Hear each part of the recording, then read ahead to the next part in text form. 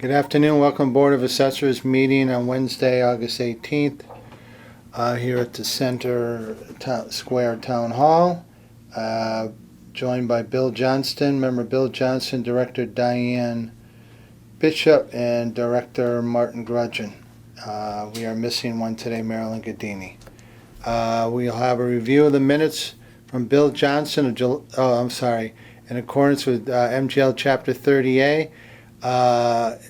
No one is taping our meeting besides our own tape, and LCAT is video and audio taping our meeting.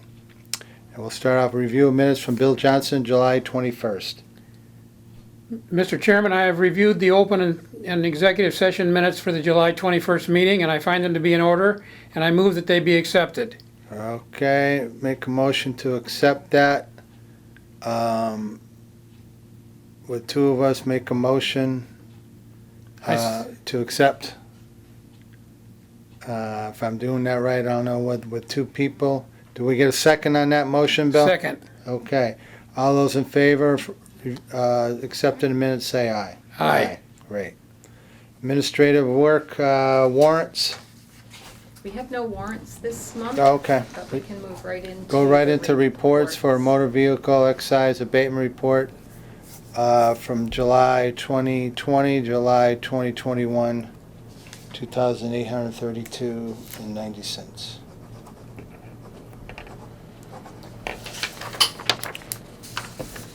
And a notice of a commitment to the accountant for July for, what is that for, motor vehicle excise? And all of our fiscal, All in real 22 estate and personal property, everything, CPA surcharge.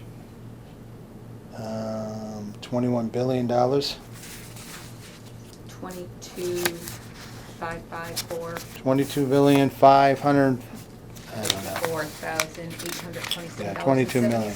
Okay, yeah. Great. Guys all get that. LA3 sales report for the month of July. A lot of ASRs again in the 70s, a couple in the 80s. I did look at them. We're getting further and further away each month. Yep, it'll be interesting coming up. Nope, I just clicked on the wrong thing. Not scrolling down. There we go. I'll wait for Bill a moment.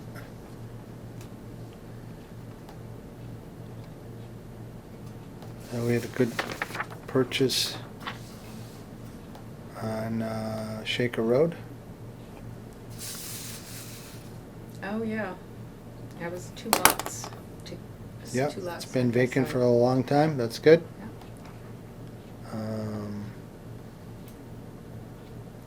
Yep, 75%, 77, 72. Amazing. Bill, any questions on LA3? No? It's continuing the trend we've been seeing over the last several months. Yep.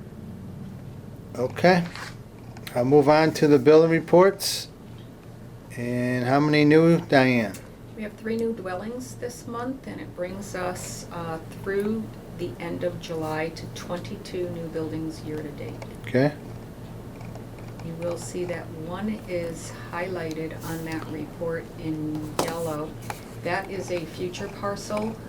So the parcel was carved out this year, but we will not be beginning to assess the actual piece of land as its individual parcel. But a building permit has already been taken. Right, okay, that helps. Yeah. Yeah, I know that property. Yep. They'll be building a new one there shortly. I'm understanding that there's going to be a development there shortly. Okay. The two-street development? Mm-hmm. So that's official? No, but that's what I'm hearing. Right, It's how many lots trending. about, maybe? I thought I heard 23. Wow. Here we go. Do you know how other towns are doing with their new construction? I think that East Long Meadow is outpacing every community that I know of. I Right. do hear, I know Wilbraham has. Wilbraham got has a new, few. Subdivisions, but Long Meadow doesn't. Belchertown always has their neighborhoods, Yeah. right? Ludlow. Yeah, I think Ludlow's doing pretty well. Yeah. Okay. Not sure about Westfield. Those are the big towns that keep building. The rest of the permits, mix of everything, insulation, pools, renovations, roofs, solar, 7 solar this and month. windows.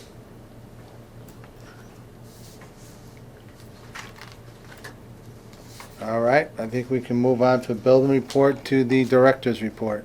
Okay, so our FY '22 real estate valuations, I'm currently working with our consultant reviewing the sales from calendar year 2020 to determine how those home sales will impact our FY 2022 values. For preliminary information, I hope to have final information by next month. So we will start looking at some of the information now and hopefully be able to vote on the direction that we're going at one of our meetings next month. Okay. FY '22 utility values, that's also known as 504 values, and the Commissioner of Revenue has mandated a new valuation process effective this year. And our consultant has been working on this with preliminary information to follow.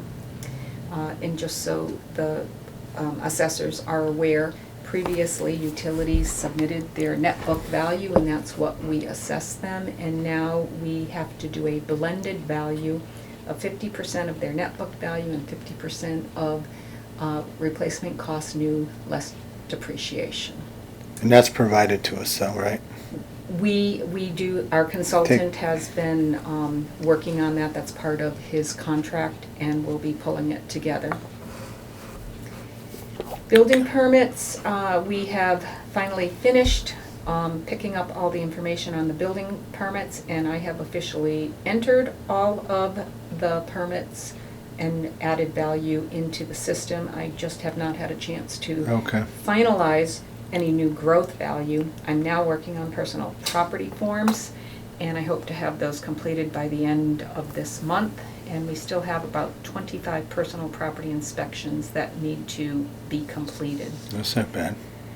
Our annual chapter land application notices are going to be mailed out to any taxpayer or landowner who is in Chapter 61A, 61B, or Chapter 61. We're going to be sending out postcards by early next week to let them know, to remind them of all of the paperwork that is due by the close of the business day of October 1st, 2021. Vision, we did do our update, and hopefully we have fixed a lot of the little bugs, but generally when one bug gets fixed in a software, it seems to like break the link to something else. Yeah. So, but on August 11th, we did have that taken care of. I have noticed a few of the areas that we were having issues has been rectified. They don't seem to be as focused on personal property, and so maybe that'll be in the next fix. Okay. Our office, we welcome Martha Leamy. Martha began working in our office August 11th, the day that we had our update, and she brings with her 15 years of assessing experience. Most recently, she was the principal assessor in the town of Southampton.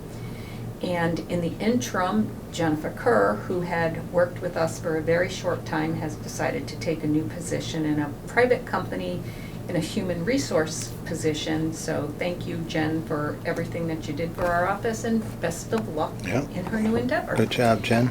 And with me. Jen's resignation and Martha coming to our office, we still are looking to fill one vacant position. It's been a year of transition, but we will get back up to speed Someday. someday. Any, how many we up to for applications? So I believe we've received maybe 10 or 11. Unfortunately, Oh, we're no still one, on that number, huh? yeah, nobody really has assessing Right. experience. And that's really troubling. I know even when Jen was here, you know, she had awesome administrative skills, but Right. it does take a certain knowledge Yeah, to be motor able to vehicle step in especially. and start working in an assessor's office. So, No doubt. yeah. So that's what I have for the board today. Okay, Thank you. You're welcome. And we have our CPI, Community Preservation Surcharge Report for 2021. Yes, so this is a form that we submit to DOR so we can get a match. Match of funds. Right, and this is something that both the Board of Assessors signs off on and the accountant or our finance director. I have pulled all of the information and he and I balance, so he's ready to sign Yep. off on it in Gateway.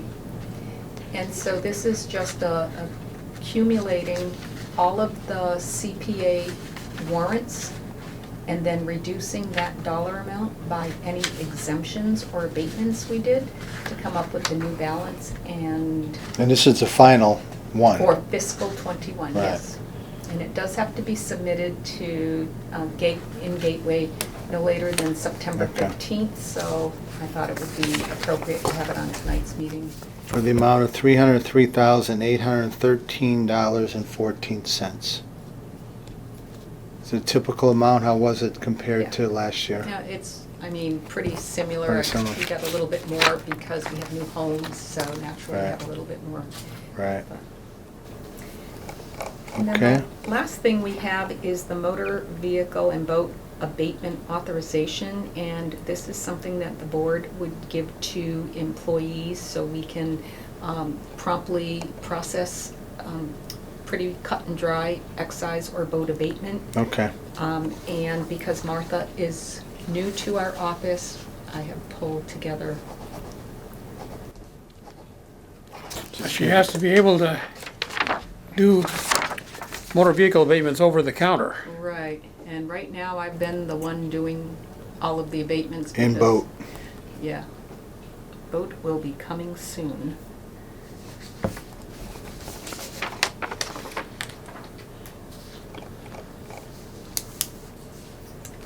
I believe that is the last thing that I had on the agenda, and I don't know if the board Yeah. had anything else to add. I believe that is it tonight for today for open session. Make a motion to go into executive session to meet with the attorney about ATV case and discuss motor vehicle excise abatements, real estate abatement supplemental, some personal property valuations, upcoming real estate valuations for fiscal '22, and 3 years of ATV updates. And we will not be returning to open session unless we still do the record the vote thing. We can record our votes when we come out, that would be Okay. the only thing. And they All will right. be included in with the minutes of our meeting. Okay, so make a motion to go into executive session, roll call vote. Bill Johnson, Yes. Martin Grudgeon, yes.